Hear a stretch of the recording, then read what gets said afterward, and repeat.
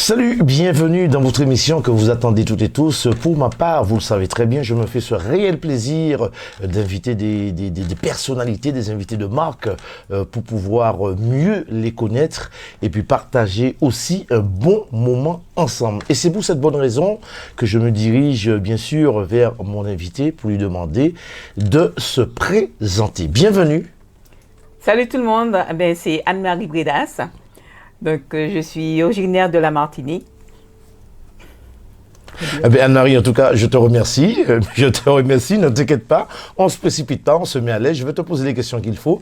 Nous sommes là pour te connaître, puisque aujourd'hui, je suis quand même très content que tu aies honoré cette invitation. Je tenais à ce que tu puisses venir sur le plateau de Télé Antilles pour qu'on puisse faire beaucoup plus ample connaissance avec toi, puisque il y a beaucoup de choses à dire et à voir et aussi à partager ensemble. Alors, pour commencer, Anne-Marie, tu es de la Martinique, merci de nous l'avoir dit. De quelle commune, Anne-Marie? Alors, je suis d'origine du Marigot et donc plus précisément le quartier dominante. D'accord. Alors, je ne ferai pas l'avocat du diable. Je vais quand même donner la langue au chat, comme on dit. Donc, tu es de la Martinique, du Marigot. Écoutez, je vais le dire, hein, puisque Anne-Marie, elle est là, et puis si je mens, elle est là pour dire ce qu'il y en est. Tu es de la plus belle commune de la Martinique, du Marigot. On va dire ça, c'est une belle commune, d'autant plus une belle commune bien fleurie, oui, qui est le Marigot, donc voilà. Soyez pas jaloux, soyez pas jalouses, nous sommes là pour faire beaucoup plus ample connaissance. Il y a d'autres personnes qui viendront sur le plateau, qu'on puisse parler de vous. Vous allez aussi nous dire de quelle commune que vous êtes. Voilà. En tout cas, pour le moment, nous sommes avec Anne-Marie. En tout cas, Anne-Marie, je l'ai dit, hein, je suis vraiment content. Merci de pouvoir te libérer pour venir sur le plateau de Télé Antilles. Nous remercions aussi la direction de nous avoir accordé ce moment pour qu'on puisse, face à tout ce beau monde qui regarde bien sûr cette émission, faire beaucoup plus ample connaissance. Alors, Anne-Marie, vivant en métropole, c'est bien ça? Oui, c'est ça. De passage, vivant en métropole? J'habite en métropole, oui, depuis quelques années, bientôt 20 ans. D'accord. Alors, voilà. Quel a été le but de ce départ de la Martinique pour venir t'installer en métropole? Alors, c'était plus à caractère personnel. D'accord. Donc voilà, j'ai fait la démarche. Et puis, du coup, j'ai dû faire pas mal de changements. Et je suis venue avec mon fils qui était en bas âge. Donc voilà. Ça n'a pas été difficile lorsqu'on part des Antilles, un pays où, si tu préfères que je parle de Nil, aussi chaud, 6 heures du matin, on a déjà un rayon de soleil au rendez-vous, je dirais durant toute l'année, et puis on arrive ici avec plusieurs, je dirais, saisons. Nous avons l'hiver qu'on ne supporte pas du tout. Est-ce que ça a été le cas pour toi? De toute façon, même si c'est un petit peu difficile, mais quand on y arrive, on n'a pas d'autre opportunité que de s'y adapter. Et puis, au fil des années, on oublie un petit peu les difficultés. Oui. Et on n'a pas de mal après à s'adapter. D'accord. Est-ce que c'est difficile, Anne-Marie, toi qui, je pense, a quand même, je dirais, grand nombre d'amis vivant aussi ici en métropole, est-ce que c'est difficile pour un Antillais de laisser son île natale et de venir s'installer chez l'inconnu, je dirais, en métropole, puisqu'on ne connaît pas, on arrive, on débarque, et puis on décide de venir vivre ici? Est-ce que c'est une chose difficile, je dirais, pour s'adapter? Après, chacun voit comment s'adapter quand on arrive ici sous les lieux. Mais moi, je suis quelqu'un de très ouverte, donc j'ai pas eu beaucoup de difficultés à pouvoir m'y adapter. Donc là, j'ai la discussion facile avec tout le monde, donc je vais vers tout le monde. Bon, c'est vrai qu'on peut avoir un petit côté sauvage, oui, on va dire, mais certes, j'ai pas eu de difficultés vraiment à m'y adapter. Et lorsqu'on arrive en métropole, c'est vrai qu'il y a une multitude, je dirais, de cultures, toutes cultures confondues. Est-ce qu'on arrive facilement à s'adapter avec les autres cultures, à se fondre dans la masse? Donc, je vais dire que moi, je n'ai pas de frontières, je suis ouverte à tout. Donc, je ne fais pas d'amalgame ni de privilège pour dire que je vais dissocier celui-là à celui-là. Oui. J'essaie de m'entendre avec tout le monde et puis donc voilà, ça passe plus facilement pour moi. Je vais me permettre de rentrer dans ton petit jardin secret, ce que beaucoup de femmes n'aiment pas trop, mais une belle dame, charmante dame comme Anne-Marie, qu'est-ce qu'on peut dire avec un si beau et grand sourire, célibataire, vit maritalement? Eh bien, Anne-Marie, elle est seule, voilà, avec son fils, et voilà. Bon. Voilà, alors ça n'a pas été non plus, elle n'est pas à la recherche, hein, donc c'est juste pour approfondir, c'est pas un message, c'est juste voilà, approfondir c'est cette connaissance, Loin voilà, de là. voilà. Alors Anne-Marie, nous allons entrer dans le vif du sujet. J'ai voulu absolument que tu viennes sur le plateau pour nous parler de toi. Nous allons parler sur le plan professionnel.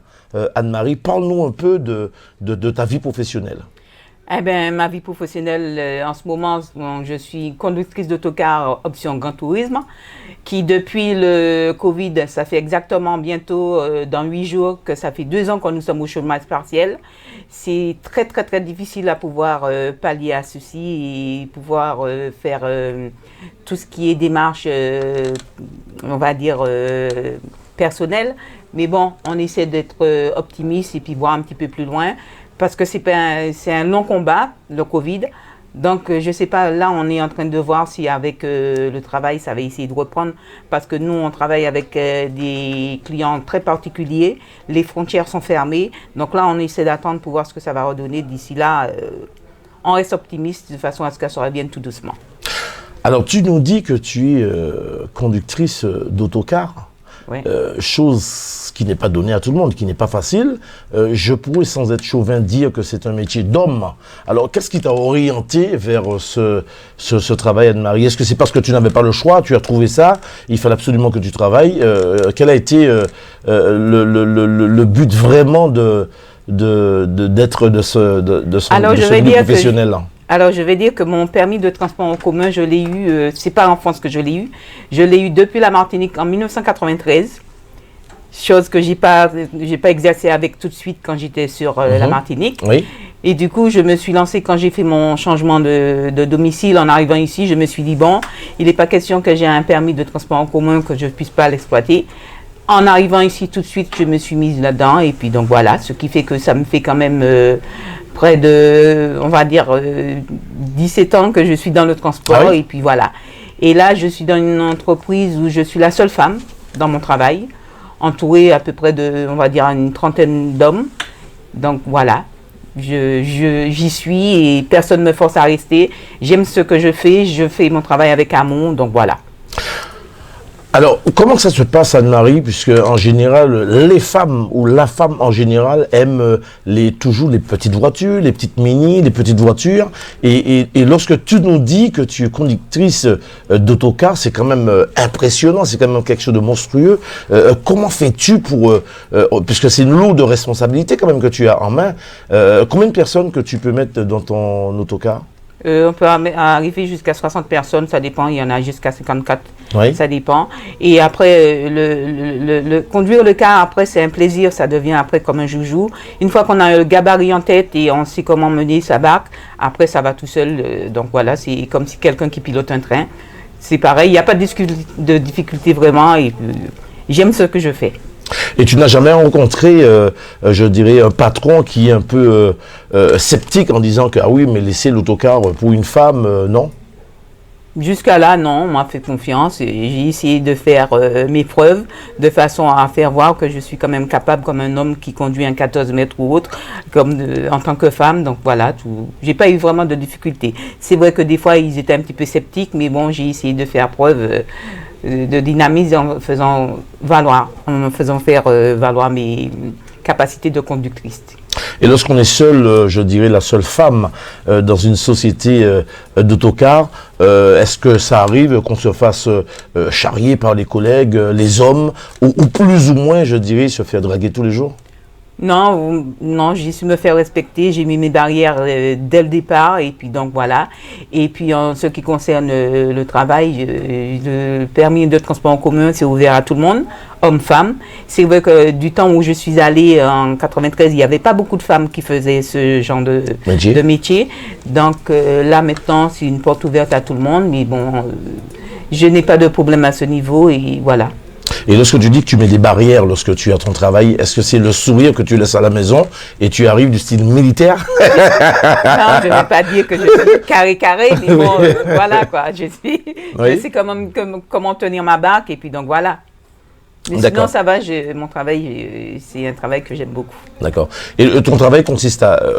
quel est l'ordre, je dirais, de journalier? Est-ce que c'est un départ journalier où tu pars 2-3 jours ou c'est parce qu'il y a des chauffeurs aussi, comme par exemple les chauffeurs-livreurs, il y en a qui travaillent le matin très tôt, l'après-midi ils ont terminé leur tournée, qui rentrent chez eux, il y en a qui partent le matin, le lundi matin, qui rentrent le vendredi. Ça se passe comment pour toi?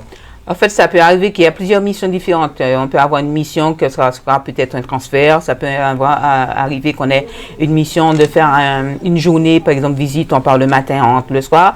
Ça peut arriver aussi qu'on soit en double équipage avec 2 chauffeurs. Ça dépend du travail qu'on a à faire. On fait des longues amplitudes, c'est-à-dire qu'on peut commencer le matin 6 heures et on termine des fois à 22 heures, même plus. C'est des journées qui sont très longues et très pénibles, c'est pas évident. Et il faut avoir quand même le mental pour pouvoir tenir un volant. Mais bon, après, on voit même pas que quand on aime son travail, on voit même pas la difficulté. D'accord. Et comment que ça se passe au niveau du salaire? Est-ce que c'est un travail qui est bien rémunéré? On est à l'aise, on le fait. On a des horaires, je dirais, le plus souvent ou de temps en temps à rallonge. Mais est-ce que le salaire suit? Le salaire suit, on va dire, bon, il y a pire, il y a moins. Mais bon, après, si j'y suis, c'est parce que j'aime bien. Oui. Sinon, ça va. D'accord. Je n'ai pas à me plaindre. D'accord. Alors, qu'est-ce que tu aimerais dire, Anne-Marie, à toutes les femmes qui regardent cette émission, qui ont peur, par exemple, lorsqu'elles passent à côté d'un camion, lorsqu'elles passent à côté d'un bus, et toi, la femme que tu es, Anne-Marie Bredas, tu conduis des autocars qui font quand même, je dirais, 50-60 personnes. Qu'est-ce que tu aimerais dire à toutes ces femmes qui regardent cette émission? Je leur dirais qu'il faut pas avoir peur, il faut avoir confiance en soi et puis ne pas se sous-estimer. Ce que fait un homme, une femme peut le faire pareil. Donc, je ne vois pas d'obstacle à pouvoir conduire un car comme si c'était un camion ou une moto. Donc, voilà. Alors, une question un peu osée, je dirais. Aujourd'hui, nous constatons que les femmes ont voulu leur indépendance. Heureusement, nous sommes là pour vivre ensemble et puis faire tout ce qui est à la portée de la main, tout ce qu'on peut faire. Il n'y a pas de sous-métier non plus, mais constatant qu'aujourd'hui, une grande majorité des femmes exercent le métier d'homme. Les femmes veulent vraiment être au pouvoir, faire les métiers d'homme. Qu'est-ce que tu nous dirais? Quel est ton ressenti par rapport à cela? Ben moi, tout ce que je dirais, que je fais un métier d'homme, mais je reste quand même féminine, je reste quand même une femme. Donc, je ne vais pas essayer de me mettre dans la peau d'un homme, non, ça ne sert à rien. Je reste une femme, et puis voilà. D'accord. Lorsqu'on est chauffeur, on fait des longs trajets, il existe des aires de repos.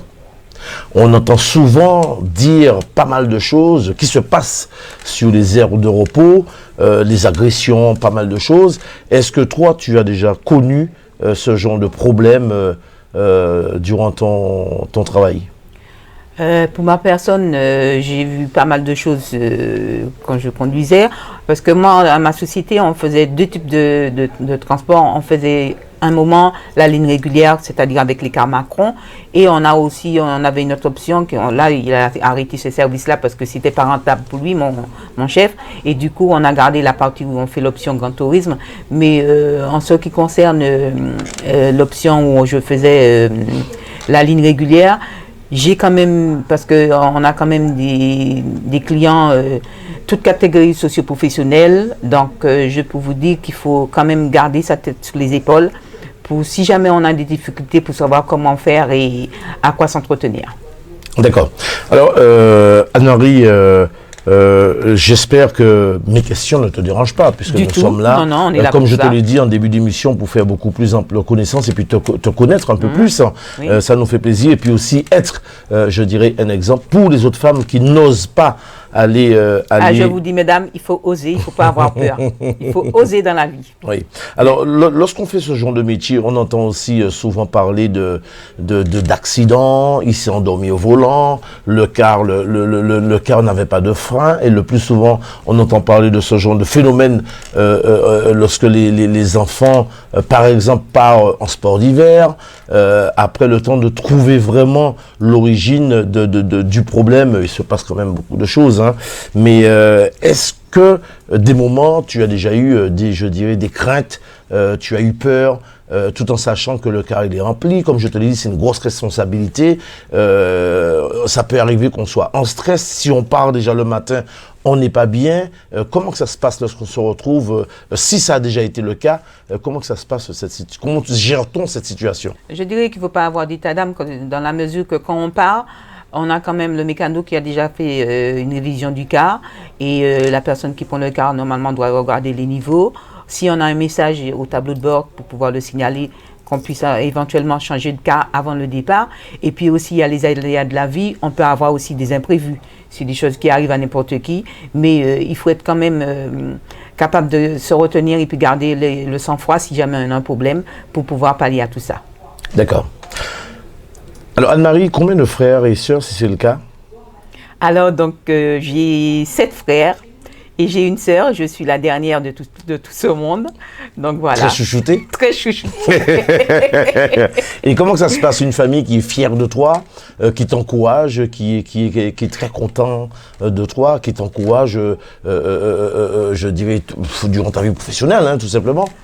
Dans toute ma vie, on m'a encouragé, que ce soit professionnel ou pas professionnel. Mais c'est vrai que j'ai ma famille on est très soudés.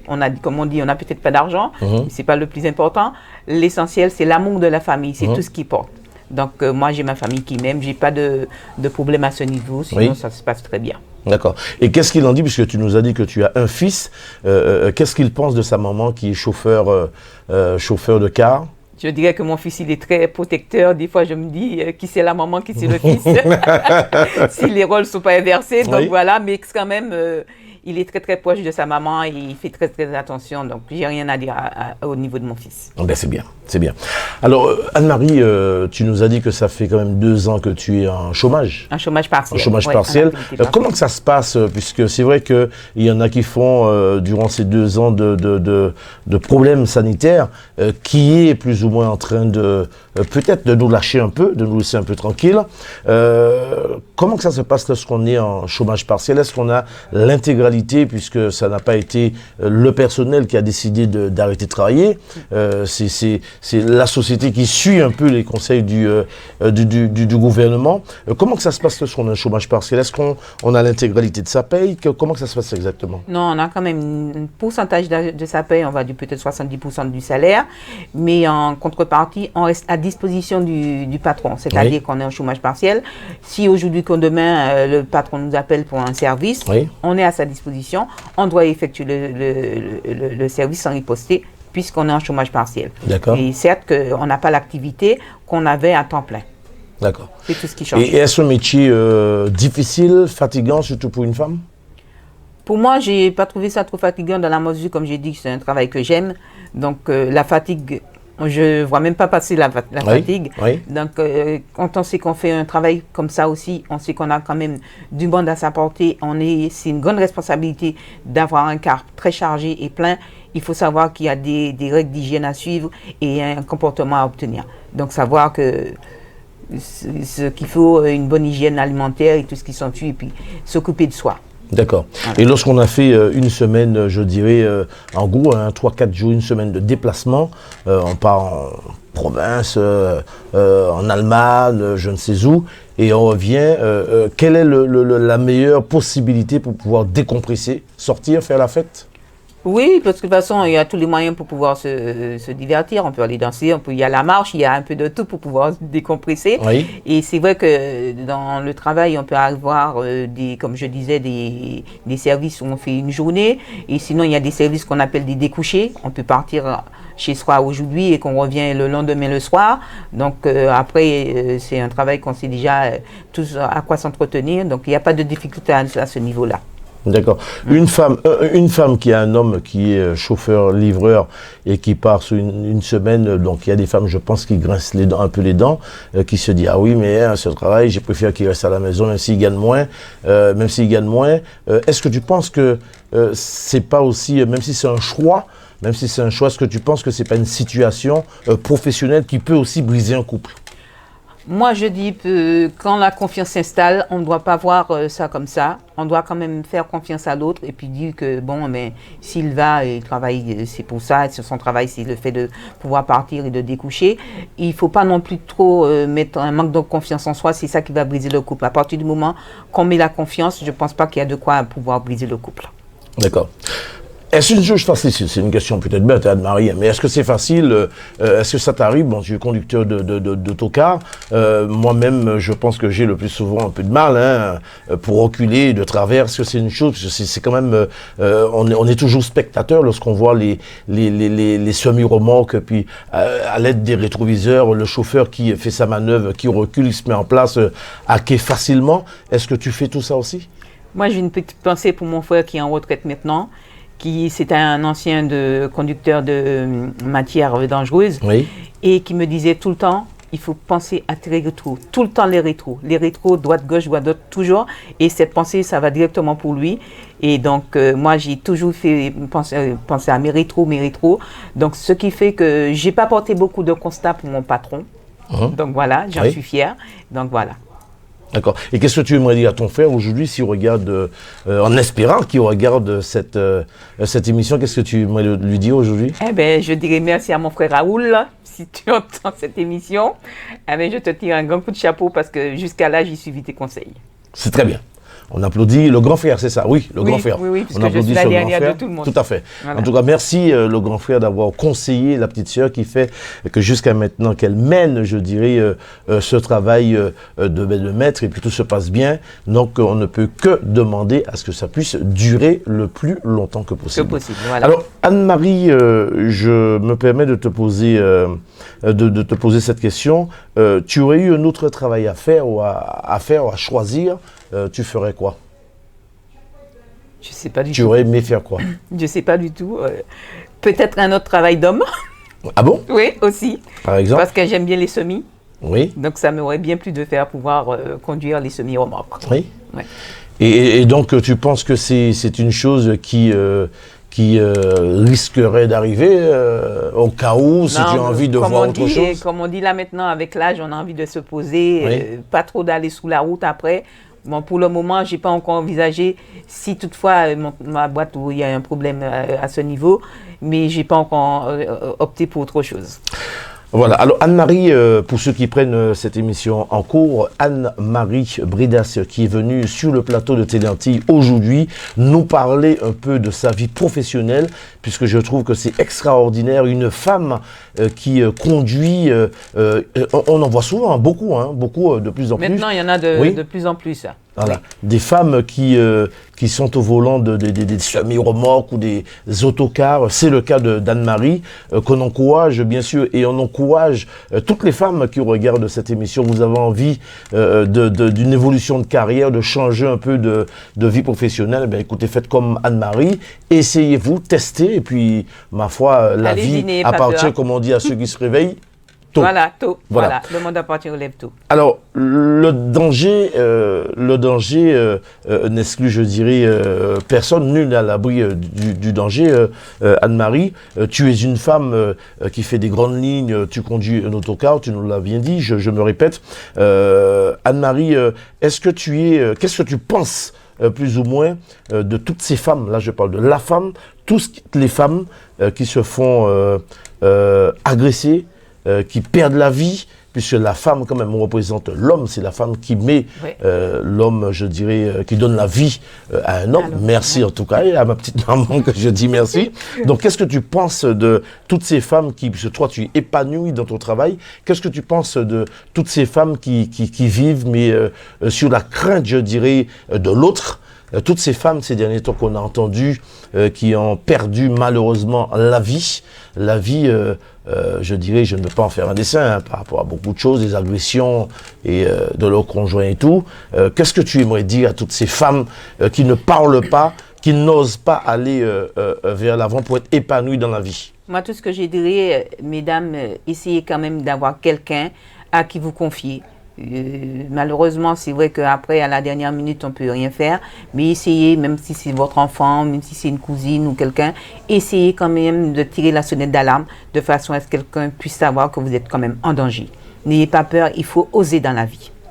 Tu penses qu'il y en a qui sont, oui, qui n'osent pas trop, qui préfèrent rester par amour Par amour, qui restent là à se morfondre. Je dis que ce n'est pas la bonne solution. Il faut parler, il faut oser. Il y a beaucoup d'associations aujourd'hui de femmes qui ont été créées, conçues, montées pour défendre l'honneur, je dirais, de la femme, puisque la femme a sa place, comme on dit, c'est le potomitan de la famille, puisque auparavant les maris allaient travailler, au moins 2-3 générations, les maris allaient travailler, la femme restait à la maison, qui s'occupait du foyer, qui élevait les enfants. Aujourd'hui, il y a des femmes aussi qui travaillent toute la journée ou le soir, et le mari préfère prendre une disponibilité pour rester avec les enfants. Quel regard que tu as contre cette situation? Moi, j'ai eu une anecdote pour quelqu'un qui m'avait dit une fois, oui, les femmes, c'est fait pour rester à la maison. Je lui ai dit, monsieur, c'est peut-être chez vous que ça se passe comme ça, mais pas chez moi. Ici, on est en France, toutes les femmes, elles travaillent, elles ont leur place. Donc, si chez vous, on a cette place-là de rester à la maison, mais pas pour moi. Une femme, elle a sa place comme un autre. Comme un homme, pardon. Aujourd'hui, tu as, puisque toutes les femmes rêvent, espèrent d'avoir, je dirais, un homme modèle qui te donne tout sur un plateau et qui te dit, chérie, reste à la maison, tu vas t'occuper des enfants ou de ton fils, et puis moi, je pars chercher le salaire, ramener le salaire à la maison. Par amour, tu lui dirais quoi? Non, je dirais que je suis une femme très indépendante, que j'attends rien de personne. Donc moi, je suis quelqu'un, même que des fois je suis peut-être en congé, je me sais déjà pas mal de pouvoir rester à la maison. Donc je suis quelqu'un de très indépendante, je ne pense pas que je vais pouvoir attendre qu'on me donne des choses sur un plateau. D'accord, eh bien, bon courage et puis que cela dure pour toujours. Merci. Alors comment as-tu vécu, puisque tu nous as dit que depuis les 2 ans, je dirais, de Covid, vous êtes consigné plus ou moins à la maison. Comment as-tu vécu, ou que tu vis, puisque tu es toujours à la maison et à la disposition de ton patron, comment vis-tu cette situation? Est-ce qu'il y en a des collègues qui arrivent à... puisque même moi, je suis un homme de terrain, j'aime pas rester sur place, je suis quelqu'un de très actif. Est-ce qu'il arrive qu'il y ait des collègues qui pètent les plombs parce qu'ils travaillent pas et puis ils ont que ça, et ceux qui n'ont pas d'autres activités, s'il y en a qui ont que leur travail, leur vie professionnelle et qui n'ont rien à côté, comment on arrive à gérer tout cela lorsque ça fait 2 ans qu'on ne travaille pas, qu'on est à la maison? Eh bien, je dirais que ce n'est pas une mince affaire et il faut avoir un mental d'acier pour pouvoir pallier à tout ça, parce que rester comme ça à attendre, on ne sait pas comment ça sera fait demain. Donc, je peux dire que c'est très, très, très difficile, mais il faut avoir un bon mental pour pouvoir tenir à tout ça, parce que ce n'est pas évident du tout. Mais bon, après, plein d'argent n'est pas mortel, on y arrive. D'accord. Merci. Et comment que ça se passe pour la femme qui a des enfants à élever et qui est chauffeur, qui part comme ça, au niveau de l'éducation, ça se passe comment?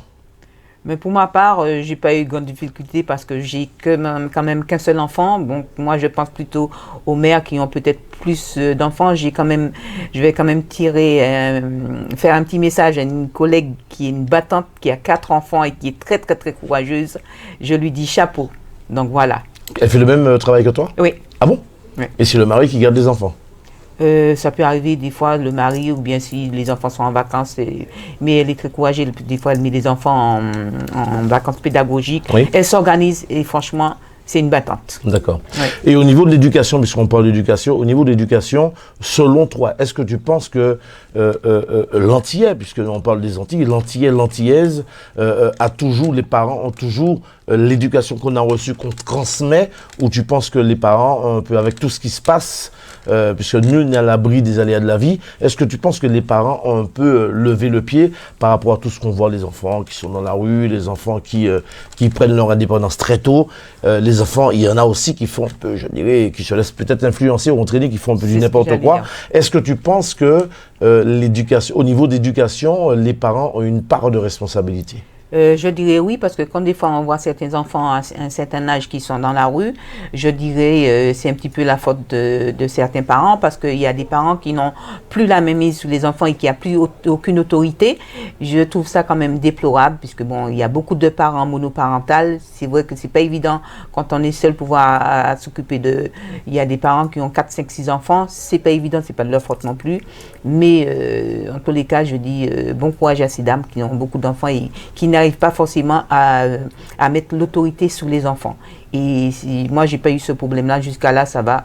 Je n'ai pas à me plaindre. Donc, mais je dis que c'est quand même un gros travail de pouvoir élever toute seule ses enfants. Même des fois, quand bien même qu'on a un mari, ça peut arriver que l'enfant il dérape. Il y a aussi l'influence aussi. Donc voilà, c'est des choses qui arrivent. Et toutes les femmes, la plupart ou certaines femmes qui vivent toutes seules avec 2, 3 enfants et qui ont le rôle de maman, mais aussi le rôle de papa, qu'est-ce que tu aimerais leur dire aujourd'hui? Ben, tout ce que je peux leur dire, bon courage, parce que c'est pas évident là. Au jour d'aujourd'hui, on a tous les réseaux sociaux qui influencent aussi les enfants, donc c'est pas évident. Et quand c'est comme ça, je suis pas quand même en mesure de juger ni X, Y ou Z. Donc voilà, c'est quand même déplorable, c'est des choses qui arrivent, mais on n'a plus qu'à accepter, c'est comme ça. D'accord. Est-ce que ça a été une chose facile pour tes parents, puisque tu m'as dit que tu as combien de frères? J'ai 7 frères, Oui. dont un du côté du père, et Oui. qui est comme notre frère, il Oui. est bien chouchouté aussi. Oui. J'ai une petite pensée pour lui, Bobby, voilà. Et sinon, une grande sœur, et je suis la dernière. Mais sinon, pour les parents, c'était pas du tout évident, parce qu'avant, c'était pas comme maintenant, il n'y avait pas de voiture, il fallait transporter les trucs sur la tête et tout ça. Oui. Et franchement, c'est pas évident du tout. Mais maintenant, là, tout a changé, donc quand même, chapeau. Alors, tu nous parles de deux générations avant, ceux qui travaillaient dans les champs. Voilà, c'est bien tout à fait, c'est ça. Qui avaient des tréteaux pour apporter, transporter. Est-ce que tu as connu ça? Ah si, j'ai connu. Moi, je peux dire qu'en étant toute petite, il fallait qu'on fasse peut-être 6 km à pied pour aller prendre des bananes, Oui. pour porter sous la tête. Et Oui. mes parents, ma maman, paix à son âme, qui est partie, ça fait quand même déjà 25 ans de ça, qui était une ancienne marchande de légumes qui allait prendre ses bananes sur la tête pour pouvoir aller vendre sur Fort-de-France. Oui. C'était pas évident, mais bon, après, les temps changent. On va dire, c'est comme ça la vie. Alors, toi qui as connu cette époque, est-ce qu'aujourd'hui, il y a un grand changement ou pour toi, les choses te semblent être toujours pareilles? Je parle de la vie, comme on dit, en temps longtemps, puisque j'étais vraiment adolescent, j'ai quand même connu ma mère qui allait travailler à Bellevue, qui avait aussi des traits pour Oui. transporter tout ce qui est avocat et Ah, tout. tout ça, bah oui. Alors, est-ce que tu penses qu'il y a eu un grand changement de cette époque à l'époque qu'on vit? Ah oui, là, je dirais qu'il y a carrément un grand écart. C'est le jour et la nuit. Maintenant, tout a changé. On a des mamans qui ont passé le permis, qui du coup, on ne pensait pas que ces gens-là auraient eu le permis de leur vie. Franchement, je dis que ça a quand même beaucoup évolué. Donc, le temps qu'il est de maintenant, c'est plus le temps d'avant. Et quand même, il y a une sacrée différence. Et pourquoi tu dis que tu ne pensais pas qu'ils auraient eu leur permis aujourd'hui? Est-ce que pour toi, c'était des gens qui étaient un peu trop... Non, parce que bon, il y a des gens qui étaient plus ou moins réservés, ou ça dépend, ou je sais pas. Et franchement, je tire mon chapeau à ces personnes-là. D'accord. Pour l'évolution et puis qu'ils ont osé, quoi. D'accord. Ouais. Alors, avec tout ce qui se passe aux Antilles, puisque tu as un enfant, un garçon, d'autant plus, toute cette histoire de, je dirais, problème de délinquance ou autre, est-ce que c'est quelque chose qui te fait quand même peur, puisque tu pars de 3-4 jours, tu as un enfant, un garçon, les garçons, ils aiment bien les copains. Est-ce que lorsque tu entends tout ce qui se passe aux Antilles, quel est ton ressenti? Ben, pour mon fils, j'ai toujours été très proche de lui. Et bon, ben, parce que c'est vrai que des fois, les enfants ne disent pas tout, hein. Des fois, on a des surprises et tout. On apprend aussi par la voie indirecte. Mais jusqu'à là, j'ai pas eu de problème avec mon fils à ce niveau-là. C'est vrai, c'est quand même pour les parents qui subissent ce genre de trucs au jour d'aujourd'hui. Je trouve ça quand même déplorable. C'est pas évident pour eux. Mais après, les enfants, il y a l'influence des autres. Et c'est pas toujours évident parce que sinon, pas la tête sous les épaules, ça dérape facilement et c'est quand même dommage. En tant que maman, quel serait ton conseil pour tous les enfants, les jeunes qui disent qu'il n'y a pas de boulot, qu'il n'y a pas de travail et qui préfèrent faire des choses pas très catholiques? On ne va pas entrer dans les détails, on se comprend. On se comprend, et, oui. et toi, une femme qui est conductrice d'autocar, et Dieu seul sait que en tant que chauffeur, en tant que chauffeur-livreur, les chauffeurs-livreurs, ce métier est à la portée de tout le monde, il y a une grosse demande. Quel serait ton message pour les petits jeunes qui disent, de la génération d'aujourd'hui, qui disent qu'il n'y a pas de travail? Moi, je dirais, il ne faudrait pas non plus que les jeunes, ils hésitent à se former. On a des formations pour ça. Il faut qu'ils se dirigent vers les missions locales et tout ce qui s'ensuit, le Pôle emploi et tout ce qui s'ensuit. Il y a quand même des organismes qui donnent aux jeunes la chance de pouvoir évoluer. C'est vrai, après, s'ils restent dans leur petit carcan, ils ne veulent pas sortir du carcan dans lequel ils sont installés. C'est quand même dommage. Mais maintenant, au jour d'aujourd'hui, il y a beaucoup de possibilités pour pouvoir réussir. D'accord. Alors, Anne-Marie, parle-nous un peu, histoire de se détendre un peu plus. Parle-nous un peu, je dirais, de ta jeunesse avec les amis d'enfance, des anecdotes. Quelle est la pensée qui te suit aujourd'hui, qui t'a le plus marqué? Moi, je suis en train de revoir une image quand j'étais toute petite. Oui. Et que, comme ma sœur, on avait quand même une différence d'âge, mais je jouais plutôt avec mes frères. Donc, comme on disait, il y avait la pile cristal. Oui. Oui. Quand je jouais à la pile cristal. Ah oui? Et puis, des fois aussi, j'ai mon frère qui est juste avant moi, où on allait des fois jouer au football. Oui. Il me disait de rester. Ben oui. Il me disait, bon, tu restes là, tu fais le gardien et tout ça. Ben oui. Et avant, on partait, c'était vraiment sans chaussures et tout ça. Oui. Et puis, il y avait les 12 calimandios, il y a des petits trucs comme ça qui marquaient. Par exemple, quand on posait une feuille de cocotier, mettre sur une côte, et puis on descendait tout en bas. Et tout ça, c'est des trucs que ça reste gravé dans la mémoire. Ouais. C'était des jeux d'enfance. 12 calimandios. 12 calimandios. Oui, donc, que la jeunesse aujourd'hui ne connaît pas. Ne connaissent pas. Il y a pas mal de petits jeux qu'on faisait avant et tout ça qui maintenant qui ont disparu. Et c'était plus manuel que maintenant on a la play. Trottinette, il y avait aussi voilà, trottinette. Donc voilà, il y a le trottinette. Donc voilà. Et c'est pas évident. Et quel est le souvenir, je dirais, qui t'a plus, je dirais, marqué, mais du côté, je dirais, négatif? Négatif, je sais pas, je vois pas vraiment parce que bon, après, comme avec mes frères et sœurs, tout ça, j'ai pas eu de problème vraiment. Donc sinon, voilà. Et lorsqu'on est je dirais la dernière je ne dis pas forcément de la tribu, mais de la famille. Une patrie de c'est ça. Voilà. Est-ce qu'on arrive à se faire gronder par les grands frères? Tu rentres, t'as rien à faire là, surtout lorsqu'on est avec ses copines ou le petit copain? Je peux dire que j'ai été une enfant très sage, donc jusqu'à là.